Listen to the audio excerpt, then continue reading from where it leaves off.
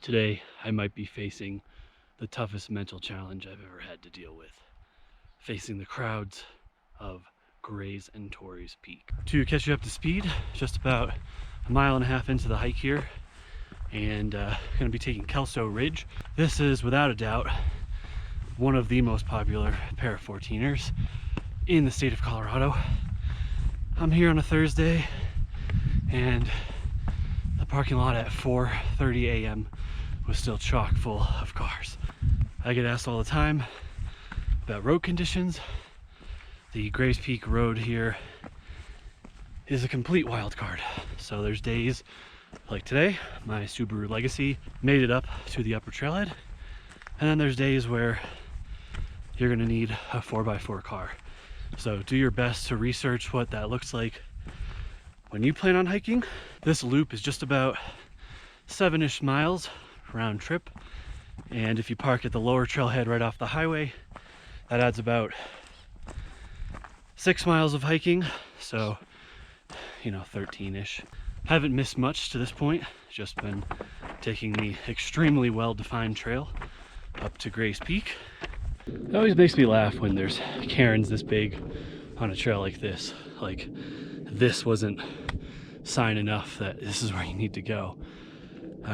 But anyway, you got a pretty view up here of Kelso Ridge and then Torreys Peak, and Grays just poking out over there to the left. All right, your view is this, and 1.85 miles in, this is your right-hand turn. I misspoke earlier, to head over to Kelso Ridge. If you are just doing the standard route of Grays and Torreys, you'll head up here.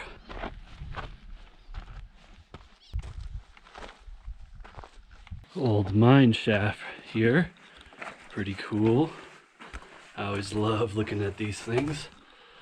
While we're enjoying the views here, let's talk about Kelso Ridge itself. So this is a class 3, fairly heavily exposed in sections ridge. It's just about a little over a mile long, and there is a knife edge along the way. In terms of gear for this hike, we can talk about this right now. I'd recommend a helmet for sure. Optional would be hiking poles, and then of course your standard 14er day kit, which if you're new to 14ers, you can check my 14ers playlist and my 14ers what to pack video, which I'll link in the description below. You definitely want to be prepared for these hikes. I imagine a lot of people watching this video are newbies or visitors to Colorado, and that's great, but we want to make sure when you're up on the mountain you are prepared, because what you have at the trailhead and what you have on top, and even what you have an hour later or 10 minutes later, is going to be completely different. For a complete list of all the gear I use in this video, you can go ahead and check the links in the description below, and that'll help support the channel as well.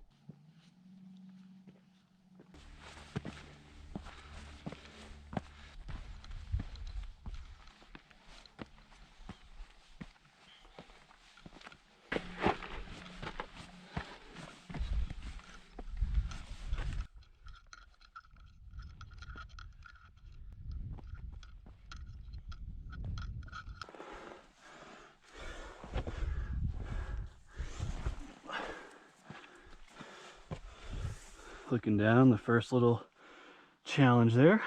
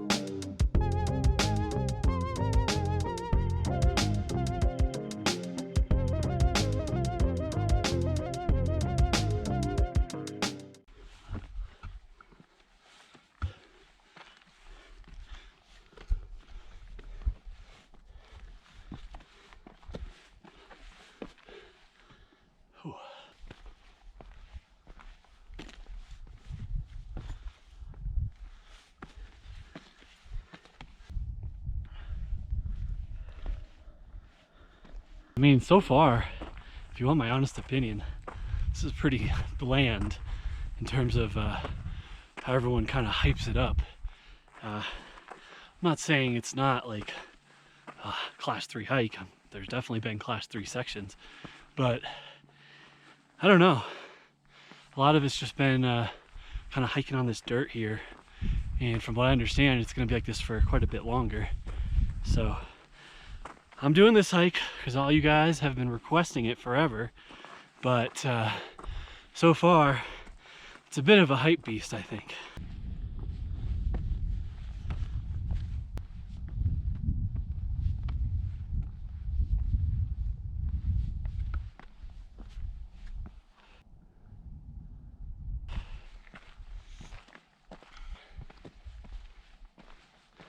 About 13.5 or so, and just more straightforward hiking. A lot of you may be wondering where the knife edge is. So summit's right about around there, and the knife edge is just about there. The knife edge is not going to be anywhere near the one on Capitol, but it is exposed from what I've heard. And from this point on, here is the crux of this route. So I'm expecting a lot more class 3 stuff, exposure from here to the summit, even though it's just a short way away. Right around 13.8 or so, kind of reach this buttress, and I'm sure you could go around. I'm gonna see if this crack goes, because it looks like it does, and getting closer to that knife edge section.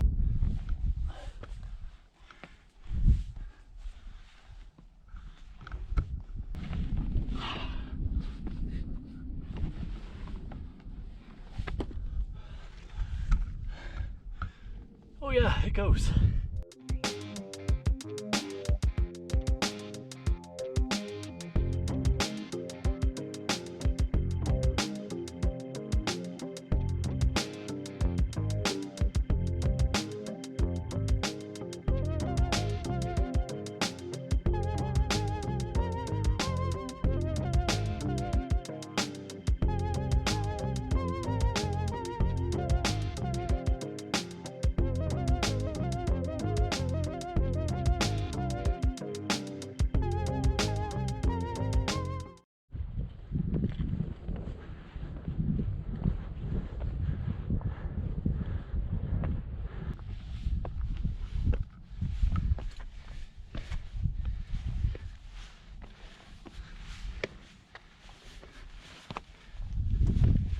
Okay, here we have the knife edge, and give you a couple different perspectives of me crossing this.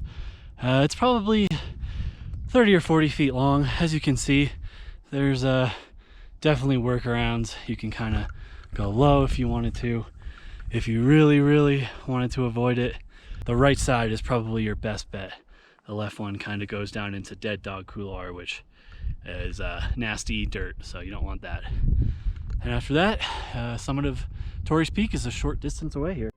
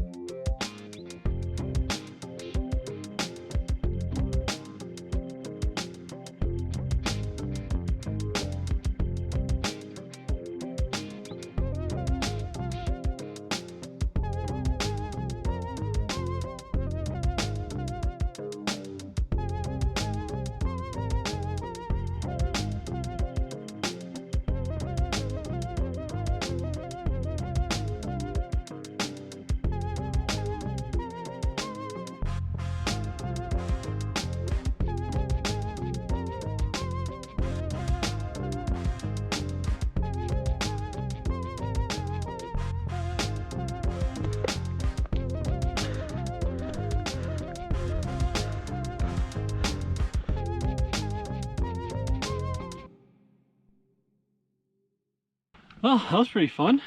I have to say, since I climbed that twice, down climbing it, for me at least, was definitely more tricky. The route you can take is literally just stick to the edge. You can ride the white rock all the way out to the down climb there, and it's not bad at all. So definitely makes up for some of the boring dirt hiking that this route has had so far. The summit is just a short while away. I won't be flying the drone up there or filming much out of respect for others, but definitely will give you some views and show you the route over to Gray's Peak. I love me talking crap about all the crowds, and besides one guy who's been really far behind me, I've had this whole route to myself, which is awesome.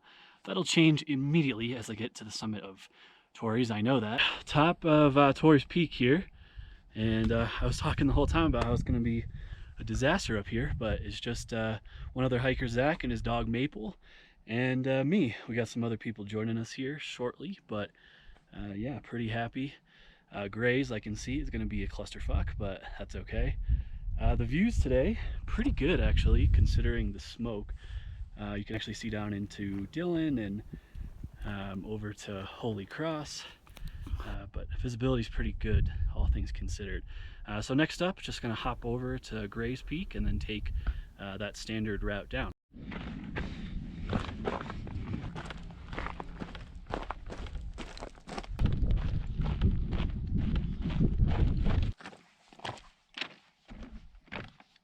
You're going to get to this point here, and if you want to keep going to Gray's, stay upright.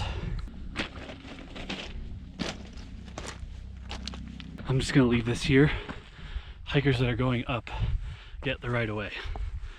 Just food for thought.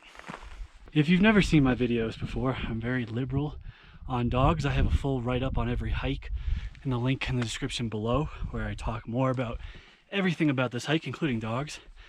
If you're visiting Colorado and your dog's never been at high elevation, you can bring them on this hike, but dogs react to altitude too, so bring lots of water and food just like you would for yourself, and avoid hot days. If your dog is used to hiking at high elevation, Grays and Torreys together definitely would be dog friendly, but I would not recommend them on Kelso.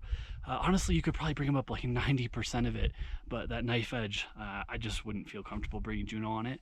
I'm sure dogs have been on it before, but I just wouldn't recommend it.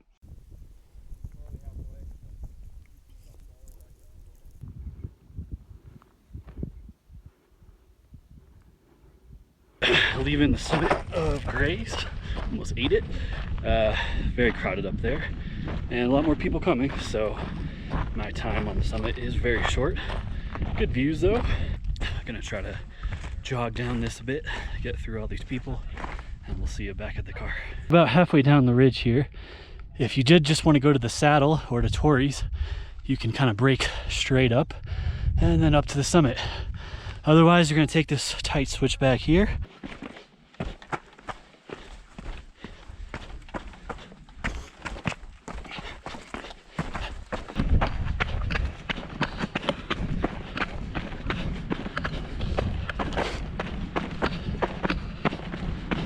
A nice ending to a jog down Grays and Torreys. Can't ask for better trail conditions than this. It's perfect. Just about 8 miles and 3,200 feet of elevation gain on this one. Kelso Ridge was okay. Maybe I'd do it again, but it wasn't like a ton of class 3, which I was a bit disappointed about. But the rest of the mountains, yeah, I'm not a fan of them. But very popular route here. So overall, I'd say this was a moderate hike, yeah, with some class 3 and exposure. For a full trail guide of Grays and Torreys Peak via Kelso Ridge, you can check the link below. As always, if you're new to my channel, I do virtual trail guides and hike-related content here in Colorado and beyond. Just hit that subscribe button. Thanks for watching, and we'll see you on the next adventure.